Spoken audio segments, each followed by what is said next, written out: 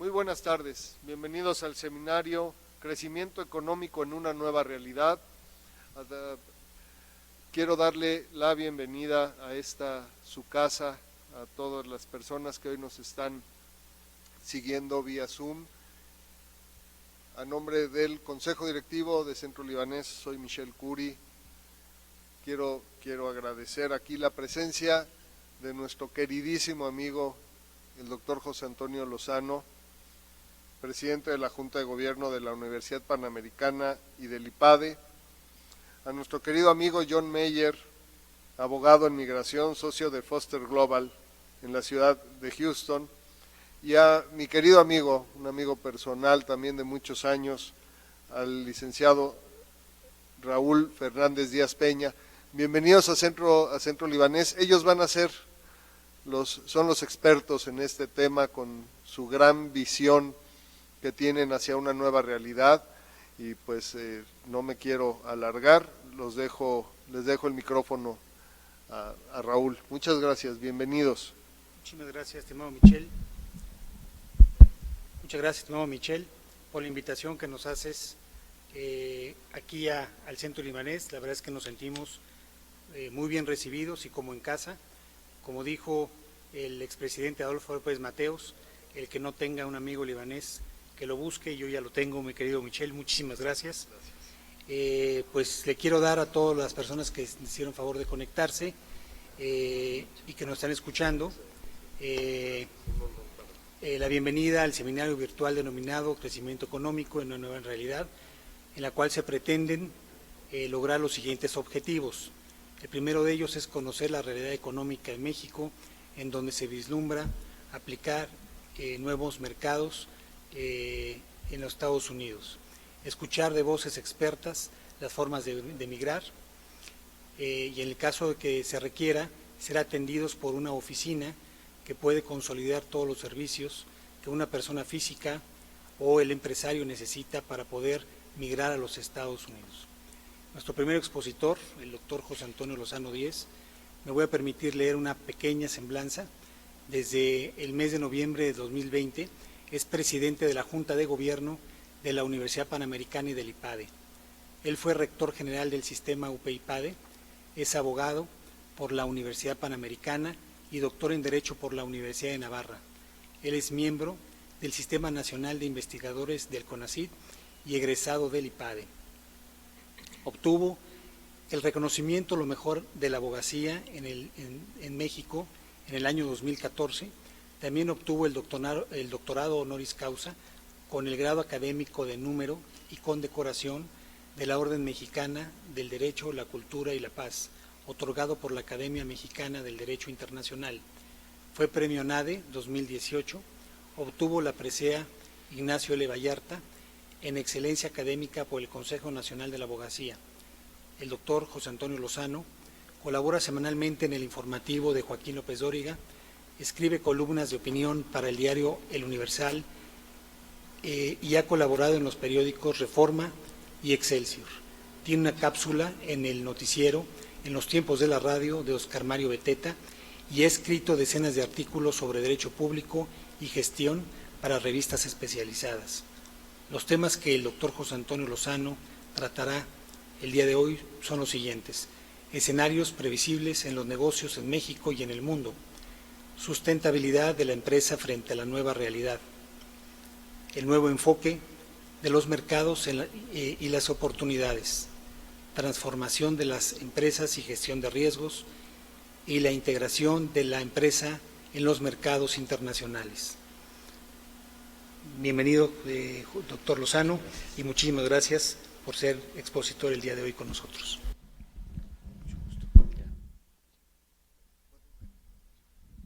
Gracias. También quiero de manera muy personal darle la bienvenida y agradecerle su apoyo, porque este evento lo hacemos juntos, al licenciado Ricardo Elías Dajer Lisha, presidente de Centro Libanés de Mérida, quien en conjunto pues hemos trabajado para este seminario. Muchas gracias, Ricardo, a ti y a toda la comunidad en Yucatán bienvenidos a esta transmisión y gracias por tu apoyo.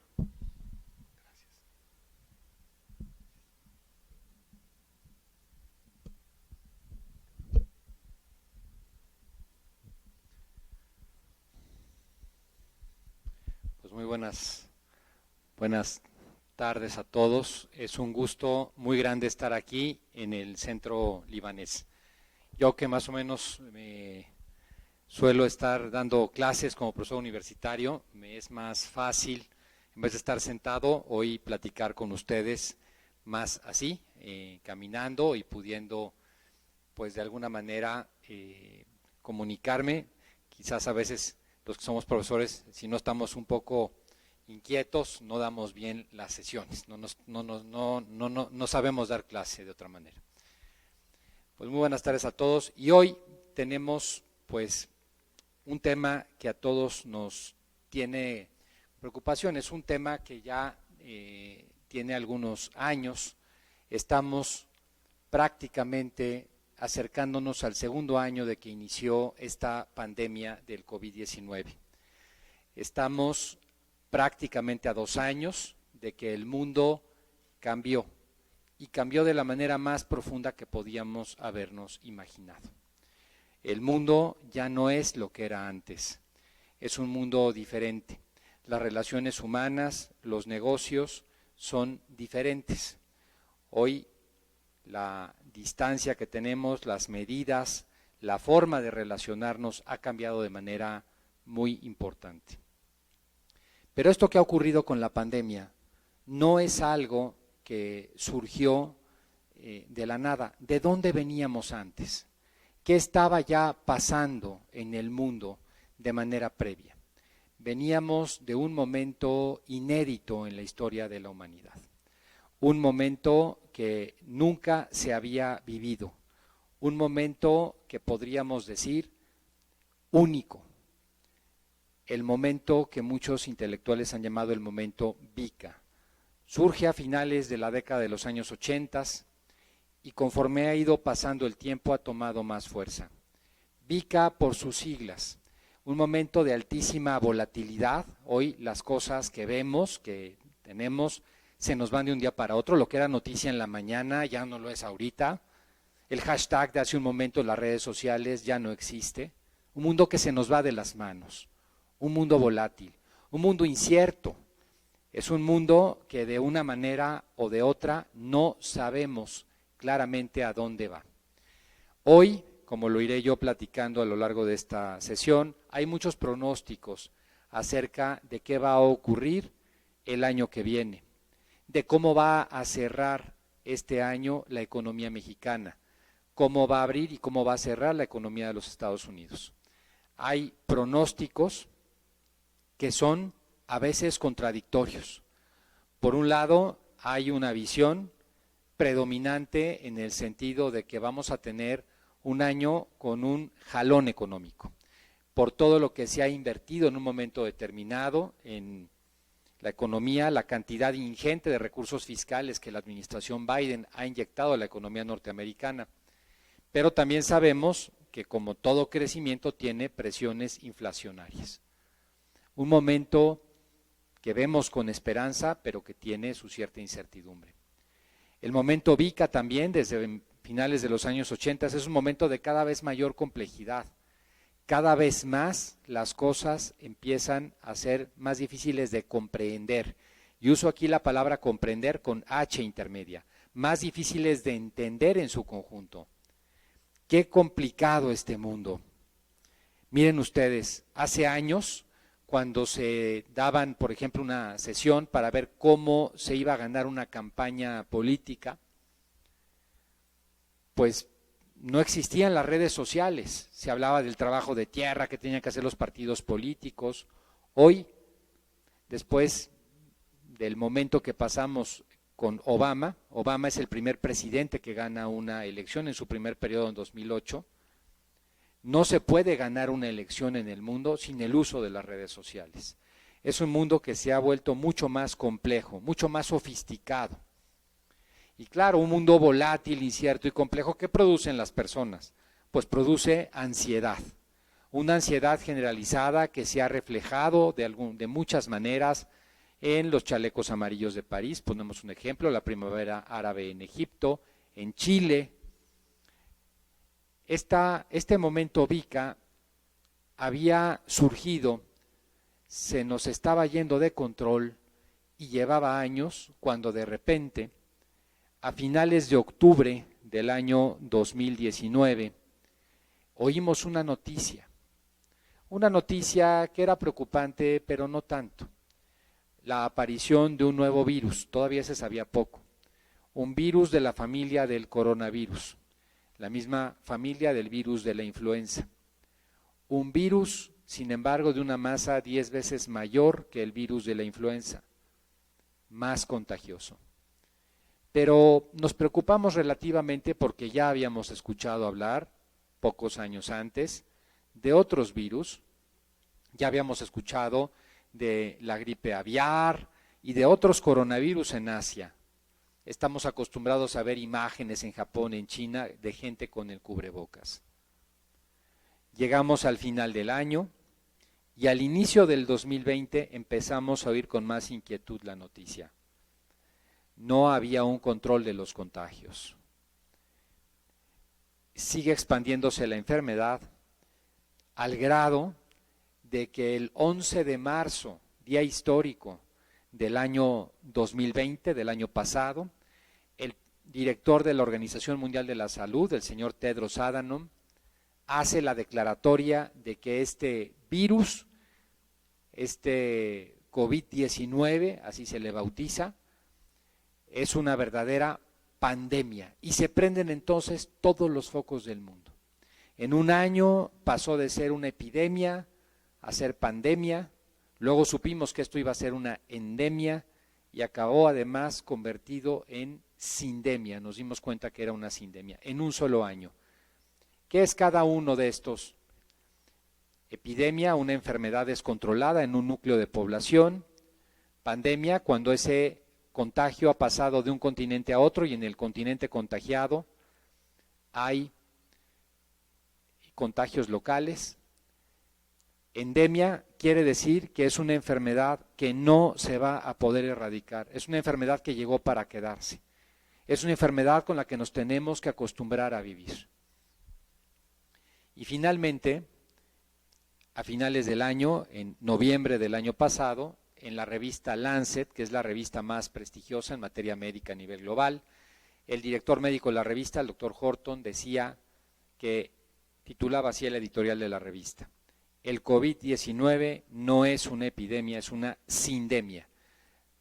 Sindemia, palabra nueva, palabra originada en la década de los años 90 del siglo pasado para definir este nuevo modo de enfermedad, tomada de dos bases, de la palabra sinergia, que quiere decir que el resultado de la suma de dos cosas es más, hay un resultado que se multiplica más que la suma aritmética, endemia, enfermedad. Sindemia, que es una enfermedad que impacta más por un lado porque afecta más a los lugares donde hay menores recursos, desde luego económicos, pero también impacta más, porque es un virus que se comporta de manera muy extraña. El año pasado no sabíamos qué pasaba con este virus. Personas mayores inclusive asintomáticas, mientras que jóvenes caían graves de la enfermedad. Personas que tenían problemas gastrointestinales, otros afectados por una inflamación cerebral, problema que hoy sigue ahí muy vigente, por cierto, con las consecuencias de la enfermedad. Algunos otros las articulaciones, otros por supuesto los alvéolos pulmonares. ¿Por qué esta enfermedad se comporta tan diferente? Si una persona tiene sarampión, se parece mucho a otra persona que tiene sarampión, los síntomas son similares. Con la influenza lo mismo, pero esta enfermedad no, da diferente a las personas. Y es porque este virus tiene una especie de lectura genética que no actúa de manera unilateral, sino que afecta a otros órganos. Y eso hace que a personas que quizás tienen diabetes les afecta de una manera, personas que tienen otro tipo de debilidades les afecta de una manera diferente. ¿Qué momento el de esta crisis sanitaria? ¿Qué impacto a ese mundo VICA del que veníamos le dio al mundo? De hecho, lo cambió. Hoy todavía no sabemos qué es lo que viene, pero claramente lo cambió. A esa crisis sanitaria profunda le siguieron otras 3 crisis. Una crisis de carácter económico, brutal, una crisis de carácter educativo, se rompieron los sistemas educativos en todo el mundo, y una crisis de carácter psicológico. 1 de cada 2 personas en el planeta ha llegado a tener, aún sin la conciencia de ellos mismos, algún nivel de depresión o ansiedad. Esas 3 crisis, sumada a la sanitaria, son las 4 grandes crisis que estamos atravesando y que de alguna manera vamos paliando, vamos intentando salir adelante de estas crisis. Hoy quisiera hacer mención de la económica, que me parece que es una crisis que nos ha afectado profundamente. No por ello dejo de mencionar la crisis educativa. Simplemente el curso pasado, el curso que terminó el verano de este año, no se inscribieron en México 5 millones de estudiantes. 5 millones de estudiantes. Si pensamos que nuestro país tiene, más o menos, contando de kinder a posgrado, aproximadamente poco menos de 30 millones de estudiantes, quiere decir que 1 de cada 6, y la mayoría de esos de instituciones públicas, lo que quiere decir que es muy probable que no regresen ya nunca al aula. Vaya dato y vaya golpe en México. Nos había costado décadas salir del tema educativo y hoy hemos dado un salto para atrás muy relevante. En materia económica, el año pasado fue brutal para el mundo. La mayor crisis desde la Gran Depresión de 1929-1930. Una caída de la economía global de casi el 5%. Para darles una idea, una caída de esa naturaleza, una caída de casi el 5%, ni en las peores pesadillas de los economistas se lo hubieran imaginado. Nunca habíamos visto una caída de ese tamaño. En el caso de México, 8.5%, dato del INEGI.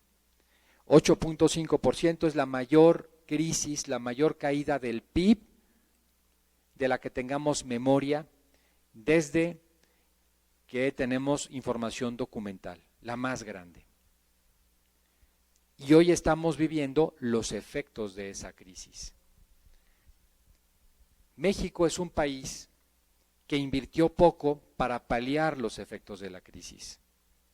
México invirtió pocos recursos fiscales para ayudar a las empresas, micro, pequeñas, medianas, a poder enfrentar el impacto de la crisis económica.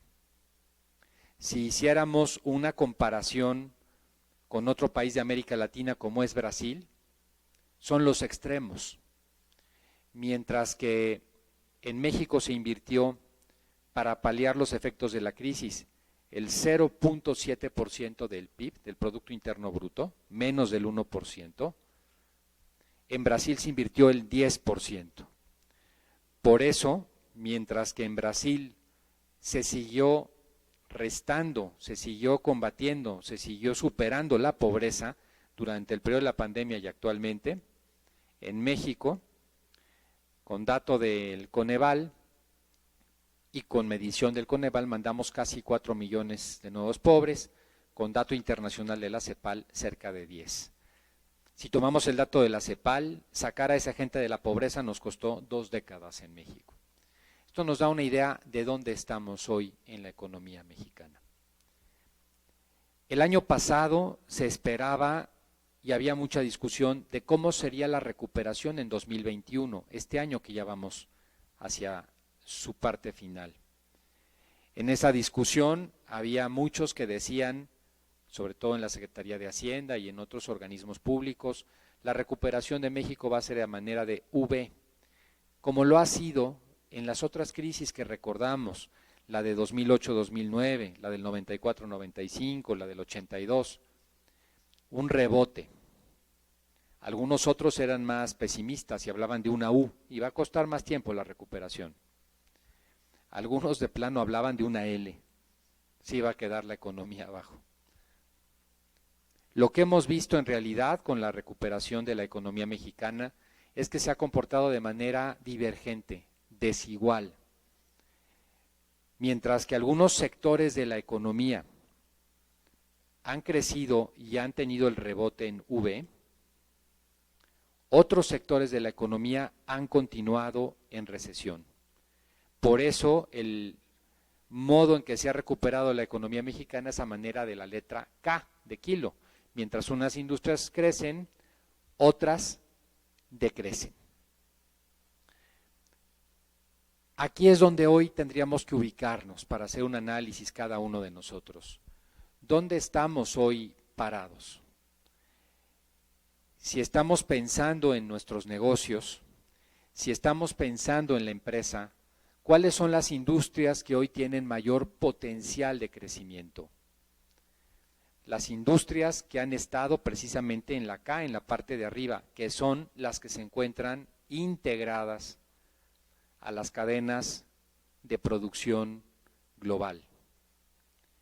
Fundamentalmente la norteamericana, porque hay que recordar que nosotros comerciamos el 85% con los Estados Unidos. El 85% de las exportaciones mexicanas van a los Estados Unidos. Y eso nos tiene que hacer pensar, sobre todo con la recuperación que están teniendo los Estados Unidos, que tenemos la oportunidad y deberíamos de pensar en la oportunidad de integrarnos a esas cadenas de valor. Hoy más que nunca en México.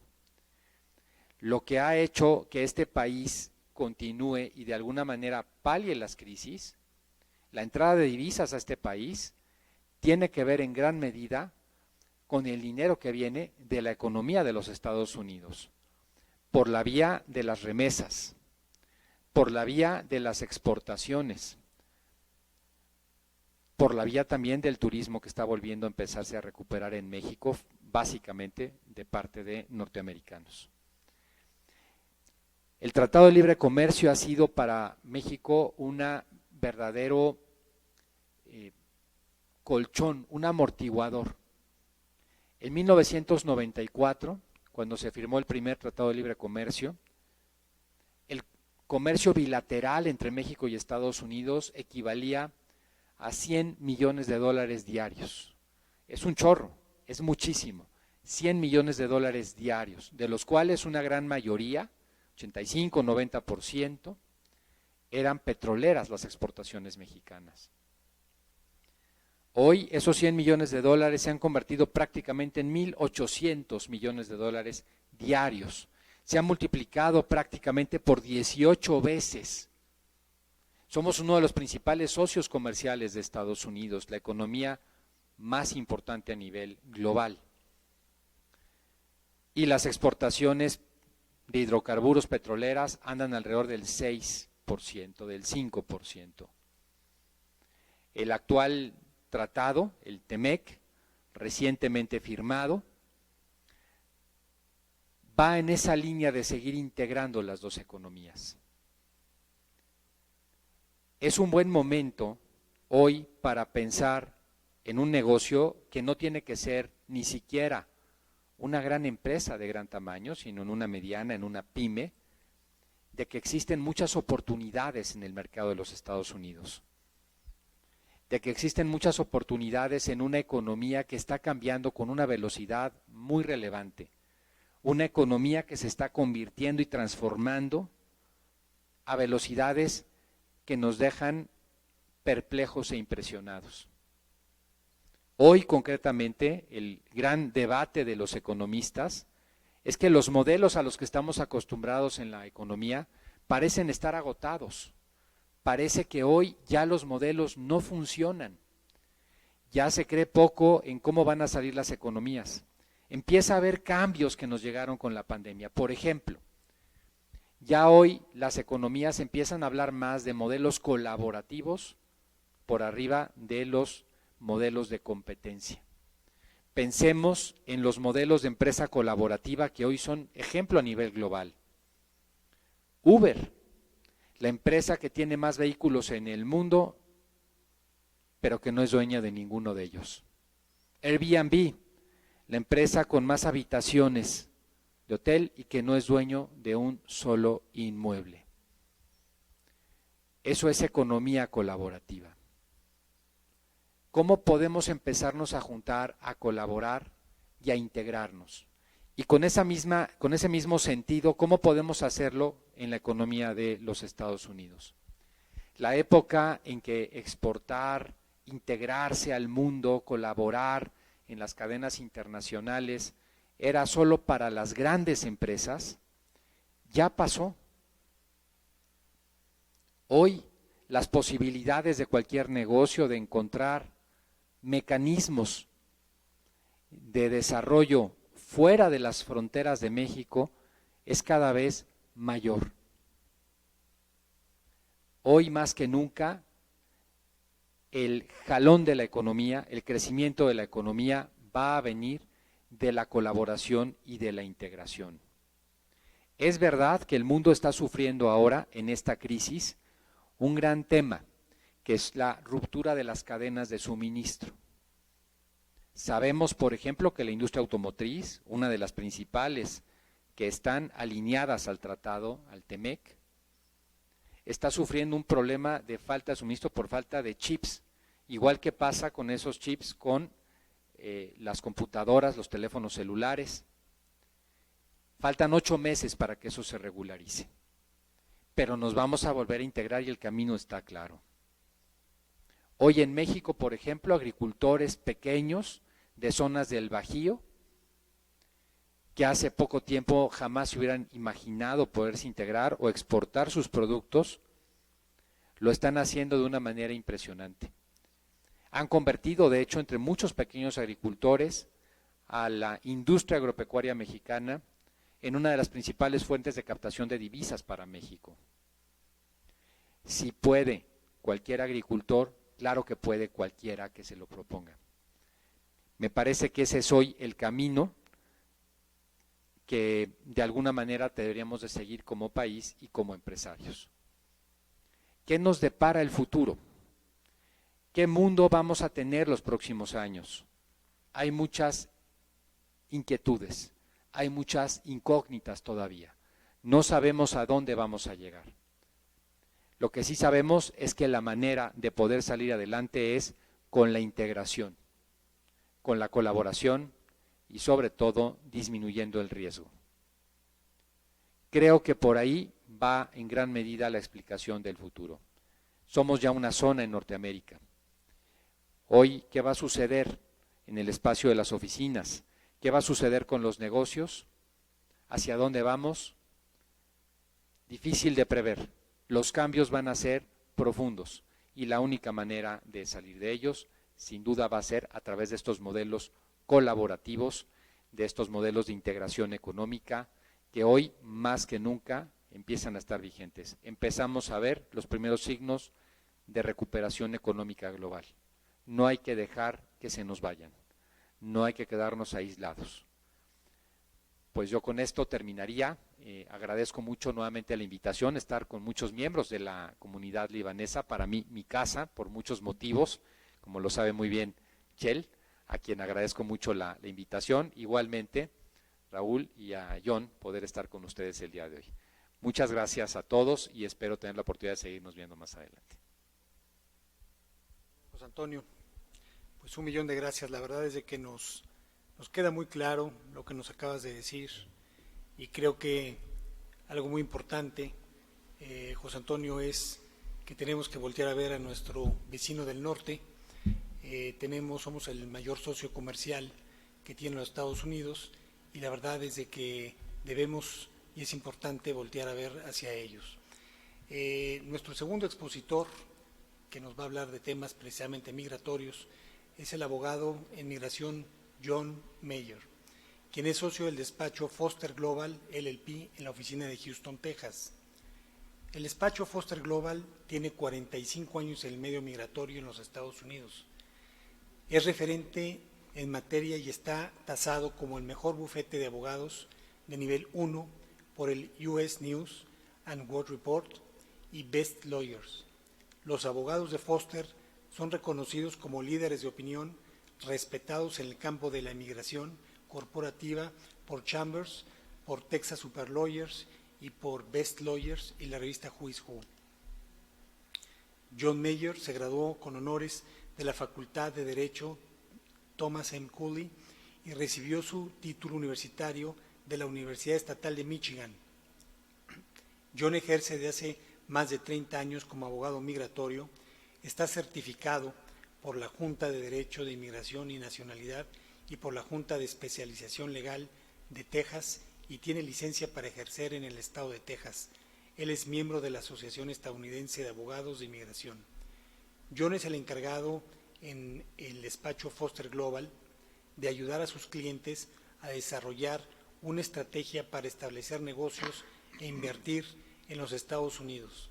Trabaja directamente con inversores individuales y centros regionales. John tratará los siguientes temas: integración de empresas mexicanas al mercado norteamericano, regulación migratoria en los Estados Unidos, que es cómo obtener diversos tipos de visas o procesos para obtener la residencia, oportunidades de negocio e inversión en los Estados Unidos para empresas mexicanas. Bienvenido, John, y muchísimas gracias por ser nuestro orador el día de hoy.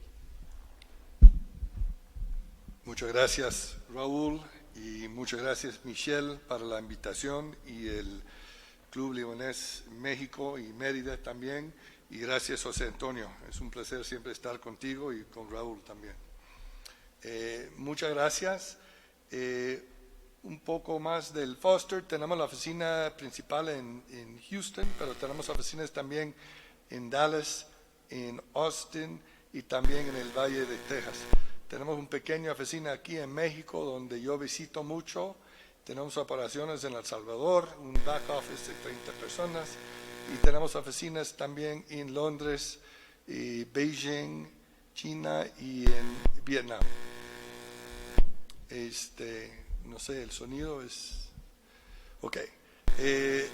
Mira, hoy lo voy a tocar temas de visas no inmigrantes primero, y luego lo voy a tomar un poco de tiempo hablando de visas para poder emigrar a los Estados Unidos. Empezamos primero con la visa B1, que es la visa de visita de los Estados Unidos. Y por favor, si recuerdas, una cosa de mi presentación es la visa de visita. Y luego voy a hablar de la visa L1 de transferencia y también de las visas de TEMEC, que es la visa E1 de comercio, la visa E2 de inversión y la visa TN, que es para los profesionistas que quieren trabajar en los Estados Unidos. ¿Okay? Empezamos un poco con COVID. ¿Cómo ha afectado a nosotros y el proceso migratorio en COVID? Obviamente ha parado y hay mucho más despacio el proceso. Desafortunadamente COVID ha pegado igual ustedes, igual a nosotros, y al consulado y la embajada han cerrado por varios tiempos. De hecho, el dato interesante es que los consulados han sido casi 65% cerrados durante la pandemia. Igual han afectado el proceso de migración en los Estados Unidos, y el gobierno de los Estados Unidos ha estado cerrado en ciertos tiempos, pero ahorita está regresando más a normalidad, pero todavía es un reto que tenemos que pasar para poder estar completamente abierto. ¿Okay? Vamos a empezar de hablar con la visa B1. Como expliqué, es la visa de visita, y es súper importante la visa de visita en el sentido es que eso es lo que ustedes usan para poder entrar, a conocer el mercado. Se puede usar la visa B1 para visitar el país, para hacer reuniones con sus abogados, por ejemplo con nosotros, con su contador, con sus abogados cooperativos. Se pueden comprar una casa, se puede formar empresas. Entonces hay muchas cosas que se puede usar usando la visa B1. Pero lo que no puede pasar, que no pueden hacer, es importante. No se puede trabajar en los Estados Unidos, aunque recibe sueldo afuera del país.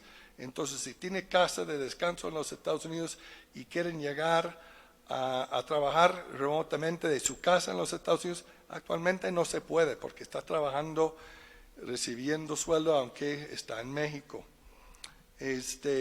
La visa B1 tampoco no permite meter sus hijos a la escuela pública ni privada, ¿verdad? Hay que tener la visa apropiada para poder a meter sus hijos a la escuela. Esa es la visa F1 y con mucho gusto puedo platicar con cada uno de ustedes que le interesa la visa F1 en otro consulta. Pero la visa B1 es lo que usan para arrancar en los Estados Unidos. Cuando llega el punto que van a empezar a hacer operaciones en los Estados Unidos con la empresa que formaron, es cuando tenemos que tener la visa. Y normalmente el análisis que hacemos empieza con cuál es su historia de negocio aquí en México.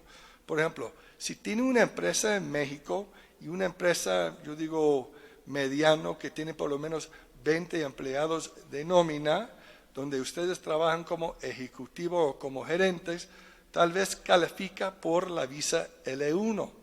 La idea de la visa L1 es transferencia de su empresa mexicana a su empresa nueva en los Estados Unidos. Tiene que trabajar como ejecutivo en México, y un ejecutivo supervisa gerentes, o un gerente que supervisa profesionistas, gente con título, ¿verdad? Y hay que tener la experiencia trabajando con la empresa por lo menos 1 año de los 3 años pasados, o puede ser el dueño de la empresa, ¿verdad? Pero eso es lo que tiene que ser. El primer análisis es qué tienen aquí en México. Y luego sería la empresa en los Estados Unidos donde van a transferirse. La empresa de los Estados Unidos pueden formarlo, tienen que tener oficina comercial, tienen que tener cuenta bancaria con un poco de dinero en la cuenta y tienen que tener plan de negocio. El beneficio de la visa L1 es que no requiere que haya empleados para arrancar, no requiere inversión, gasto de dinero, no requiere comercio y no requiere que tengan clientes para poder empezar en los Estados Unidos. La visa L1 es lo que usamos para empresas normalmente muy grandes, pero también se puede usarlo para su empresa que está a tamaño mediano aquí en México. Para poder extender la visa L1, tiene que tener las operaciones que sigue en México, ¿verdad? Es la primera parte del análisis. Y luego hay que enfocar en lo que han hecho en los Estados Unidos con la nueva empresa. El primer año no requiere que haya empleados, pero cuando pides la extensión de la visa L1, hay que tener empleados. Y entre unos 6, 7 empleados de nómina, y uno de ellos, si usted trabaja como ejecutivo, tiene que ser un gerente. Ahí también tiene que probar que hay operaciones, facturación, cuentas a cobrar, básicamente operaciones, ¿verdad? Hay muchas empresas, desafortunadamente, que no necesariamente crezcan tan rápida como que requiere la visa L1. Entonces, a veces buscamos otras alternativas. Una de las alternativas viene abajo de TEMEC. Y el TEMEC y lo que era antes el Tratado de Libre Comercio, tenemos desde 92. Y es importante entender que existen visas abajo de los tratados. Y una de las visas importantes es la visa E1. El E1 enfoque en comercio. Lo que tiene que tener es una empresa de los Estados Unidos. Los dueños son 50% o más mexicanos, ¿verdad? Entonces puede tener socios de los Estados Unidos y hay que probar que tienen comercio entre los Estados Unidos y México. Eso puede ser que la empresa de los Estados Unidos compra mercancía fabricada en los Estados Unidos y que lo venden a México. Por ejemplo, hay la pipa en la industria petrolera, que lo fabriquen en los Estados Unidos, o bombas, y que lo venden a sus clientes en México. O que la empresa de los Estados Unidos compra algún producto en México, como dice José Antonio, agricultura, frutas, vegetales, que lo compra y que lo pasa a través de la empresa de los Estados Unidos puedan calificar por la visa E1. El interesante de la visa E1 no requiere empleados menos el dueño o gente que quiere manejar el negocio, pero tienen que tener comercio sustancial.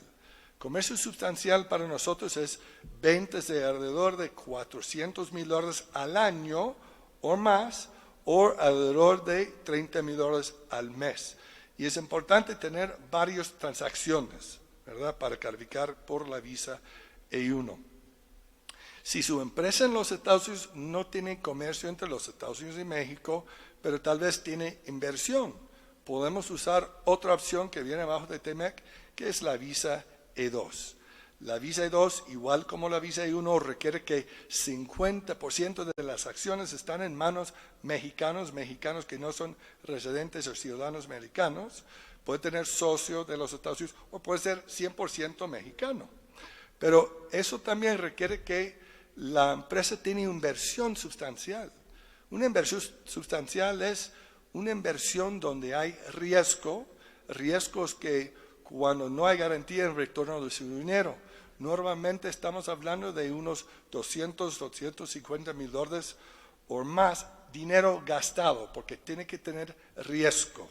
Lo que no es riesgo es dinero en el banco, dinero en inversiones pasivas, por ejemplo, dinero en la bolsa de valores. Entonces, la visa E2 puede funcionar para gente que le interesa invertir en puede ser su propio negocio que tiene muchos activos donde tiene que gastar mucho dinero, o tal vez buscas una franquicia.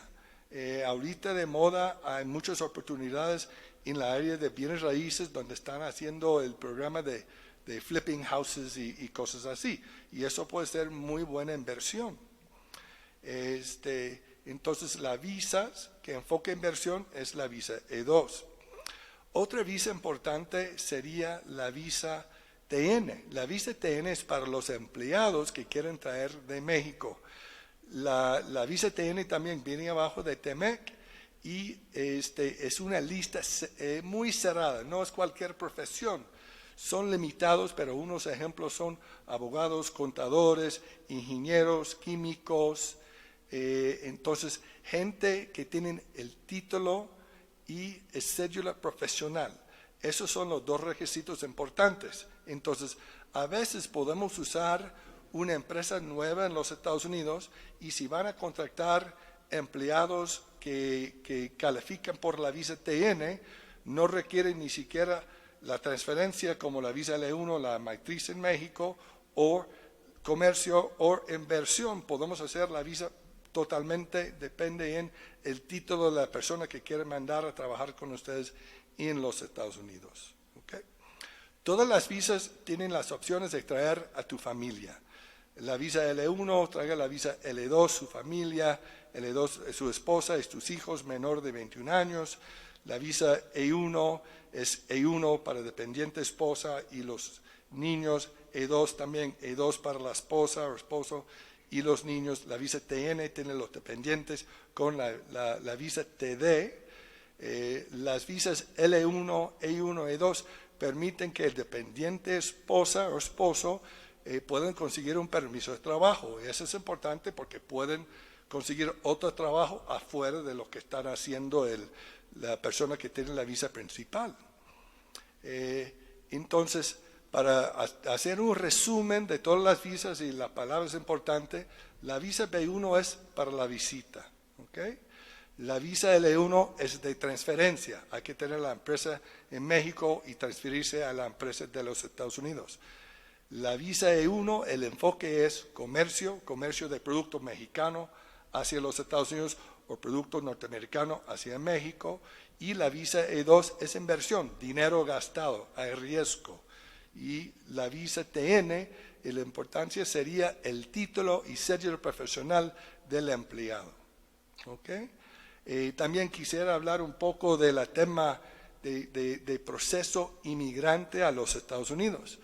Hay mucha gente que le interesa emigrar a los Estados Unidos y claro, hay varias maneras de hacerlo. Hay un programa, por ejemplo, a través, la inversión es el proceso EB5. EB5 no es una visa, es un proceso para lograr la residencia permanente. Primero logra la residencia condicional y luego la residencia permanente. Y es basado en una inversión. Ahorita la inversión mínima son $500,000 en áreas bajo de empleo o rural, y son nada más para gente que están haciendo la inversión directa, que van a formar su propio negocio, que ustedes lo van a participar en el manejo de este negocio, y hay que contar los actuales empleos. El proceso EB5 requiere que generes 10 nuevos empleos en los Estados Unidos. Entonces, el EB5 directo requiere que están actuales empleados, con los nombres y evidencia que ellos pueden trabajar legalmente. Hay otro proceso que en este momento está de pausa, es el proceso EB5 de centros regionales. Estamos esperando que renueven la ley de centros regionales que se venció a finales de junio de este año. Esperamos que tal vez en diciembre renueven eso. Y la diferencia importante es, los montos ahorita son iguales, pero ellos cuentan los empleos indirectos, que realmente es una superventaja, porque el empleo está basado en cuánto gasta en el proyecto. Muchos proyectos son de edificios, construcción. Entonces hay una fórmula que dice, si gastas cierta cantidad de dinero, generas ciertos trabajos indirectos. Entonces no es en una lista de empleos nuevos, es basado en un estudio económico. La mayoría de los casos pasados del proceso EB5 ha sido a través de los centros regionales, pero ahorita están agarrando la onda de los casos EB5 directos. Además de eso, hay la posibilidad de emigrar a los Estados Unidos. Por ejemplo, si una persona tiene mucho reputación nacional o internacional, pueden solicitar su propia residencia a través del EB1A. Hay otro proceso donde pueden autopatrocinar, que es lo que le llaman en inglés el National Interest Waiver, enseñando que el trabajo que ustedes lo van a hacer en los Estados Unidos van a ayudar a los Estados Unidos.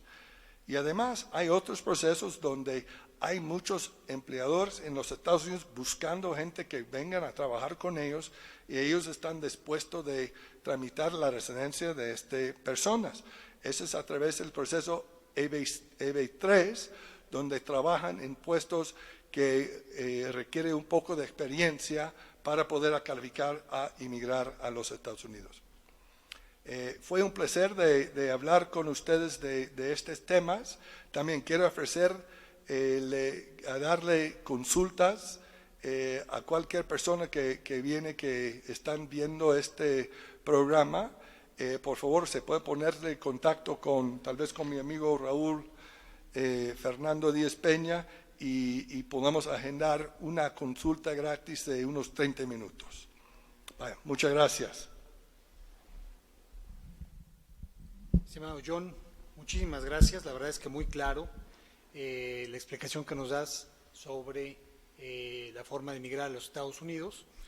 Y la verdad es que, bueno, después de haber escuchado las dos partes, la integración que nos platica el doctor Lozano, ¿verdad? La integración que podemos hacer de nuestras empresas al mercado norteamericano y la forma de emigrar, quisiera yo nada más redondear que para aterrizar estas ideas, el despacho que yo represento puede apoyar a personas físicas o empresas para lograr ampliar sus horizontes en los Estados Unidos, dando distintos servicios, la asesoría jurídica corporativa a través de distintos despachos que yo tengo corresponsales en Estados Unidos, asesoría fiscal y contable, con distintas oficinas corresponsales, de abogados y contadores públicos, la asesoría para encontrar vehículos de inversión, para conseguir las visas, la EB5, como lo comenta el abogado de migración John Mayer, a través de Centro Regional, y la E2, también asesoría para obtener a través del trabajo personal la visa EB3, que también mencionó el abogado de migración John Mayer. Y también la posibilidad de referirlos con algún agente de seguros en los Estados Unidos. Para no salirme del tiempo, quisiera yo únicamente poner tres o cinco de las preguntas que nos están poniendo ahorita en el chat. El primero de ellos es para John Meyer. ¿Cuántos años dura una visa E2? ¿Y cómo puedo hacer cómo se puede hacer la inversión que se requiere? Ok, gracias. Ahorita la visa E2, muy interesante la pregunta, son para 4 años y eso cambió hace un año, ¿verdad? Entre 2010 y 2020, de 1 de agosto de 2020, era nada más un año que le dieron el sello para la visa, pero el 1 de agosto de 2020, abajo de un acuerdo entre los países, los Estados Unidos y México, ampliaron la visa a 4 años. Entonces es súper importante a los mexicanos porque no tienen que regresar todos los años a tramitar la nueva visa. Entonces, la segunda parte de la pregunta era de cómo lo hacen la inversión. Exactamente, ¿cómo se puede hacer la inversión que se requiere? Mira, básicamente hay que formar su empresa primero en los Estados Unidos, abrir cuenta bancaria, la empresa abre la cuenta bancaria, ustedes pasan el dinero a la cuenta y de la cuenta la empresa lo gasta y basado en este gasto podemos tramitar la visa. Es importante que la empresa esté en el punto de abrir o que puede ser que está operando. Hablé con un cliente hoy que ya tiene su caso pendiente de la visa E2 y tiene una cafetería y que eso está operando con 6 personas aunque está fuera del país, ¿verdad? Entonces, puedes comprar una empresa que ya está hecha, entonces eso sería más rápido después que haga la compra. Pero si tiene que ser varias compras para poder arrancar el negocio, va a tardar más. Entonces, yo le por favor agenda una consulta y podemos hablar de muy específico su plan de inversión en los Estados Unidos. Gracias, John. Una pregunta que va en más o menos el mismo sentido es, si yo pongo una sucursal de mi negocio en los Estados Unidos, ¿puedo ir a trabajar en mi propia empresa? Claro, se puede. El análisis empieza con la visa L1, la transferencia. Depende del tamaño de su empresa en México, tal vez califica usando la visa de transferencia. Si no, podemos ver si califica como una empresa que tiene comercio o una empresa que tiene inversión. Entonces, hay que analizar su caso y los datos muy al fondo para tratar de llegar a lo que sería la mejor estrategia para su caso. Okay. Otra pregunta es, ¿cómo funciona la EB3 y cómo puedo obtenerla? El EB3 es un proceso para emigrar a los Estados Unidos, no es una visa, ¿ok? Entonces, tiene que buscar una empresa que puedan ofrecer un trabajo y hacer el proceso que le llaman el Perm Labor Certification. Es un proceso cuando que la empresa tiene que probar que no hay suficiente, que no hay ciudadanos americanos o residentes permanentes que pueden hacer el trabajo que están ofreciendo. Y ahorita en muchos trabajos, por ejemplo, el tipo de gente que trabaja en los hoteles, gente que trabaja en el delivery service con Amazon y todo eso, hay una escasez de empleados. Entonces, esta gente está buscando gente, aunque están afuera del país, entonces están haciendo este tipo de proceso para poder atraer gente de afuera y ustedes gozan con la residencia permanente. Ustedes llegan a los Estados Unidos con el green card, con la residencia, para poder trabajar con estos empleos. Magnífico, John. Y algunas preguntas se repiten, creo que las has contestado todas. La última es una pregunta que yo voy a contestar. ¿Un mexicano puede comprar un seguro en los Estados Unidos? Sí, desde luego que sí, sí lo puede comprar. Bueno, dado que las preguntas... ¿No hay preguntas para José Antonio? No hay preguntas para José Antonio. Lo siento, José Antonio. Creo que lo que dijo José Antonio fue excesivamente claro. Exactamente, fue tan claro que no hay preguntas. Después de muchos años de experiencia como profesor, creo que ha logrado pulir esa parte. Mi estimado Michel Curi, te quiero agradecer muchísimo el que nos hayas abierto las puertas del Centro Libanés. La verdad es de que no me ofrezcas diciendo que es mi casa, porque me la voy a creer y voy a estar aquí todos los días. Muchísimas gracias, y también de Mérida, quien tengo raíces en esa hermosísima tierra. Estimado José Antonio, muchísimas gracias por estar aquí con nosotros, por acompañarnos. Estimado John, muchísimas gracias, como siempre. Y bueno, pues les quiero dar las gracias a todas y cada una de las personas que nos hicieron favor el día de hoy de conectarse, de escuchar lo que tenemos que decir, y muchísimas gracias a todo el equipo que hace esto posible. Es importante, no sé si quieras mencionar que el programa es grabado, que se va a subir a redes. Efectivamente, también quiero mencionar que, como bien dice nuestro presidente, el programa es grabado y posteriormente se subirá a las redes sociales, tanto el Centro Libanés como las que puede tener el despacho Foster y el de un servidor. Y de verdad quiero agradecer a todos y cada uno de ustedes. Por favor, te puedo pasar la palabra, estimado Michel, para que nos hagas favor de cerrar el evento. Muchas gracias, Raúl. Muchas gracias, John. Platicaba ahorita en corto con el doctor Lozano, y pues bueno, la verdad es que yo me siento muy, muy orgulloso de poder ser su amigo, y me queda claro por qué no hay preguntas. Es tan claro y tan conciso que de verdad hasta yo le entiendo. Ya es un decir. Yo les agradezco mucho, reitero mi cariño y agradecimiento para mi querido presidente en Mérida, Ricardo Elías Dajerlisha, por tu apoyo, por compartir siempre estos momentos y ayuda para este seminario, que espero haya sido, bueno, no espero, estoy seguro que es de utilidad. A todos nos alimenta ante un panorama pues económico, social, que viene esto, pues viene.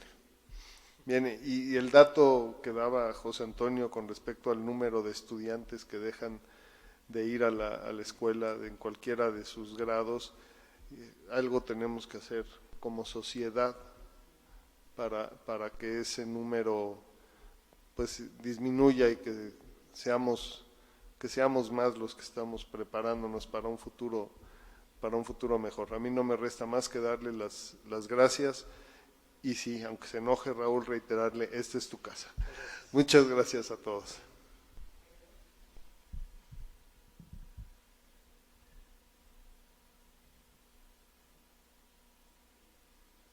Estamos como de eco, ya se acabó el segmento de eco.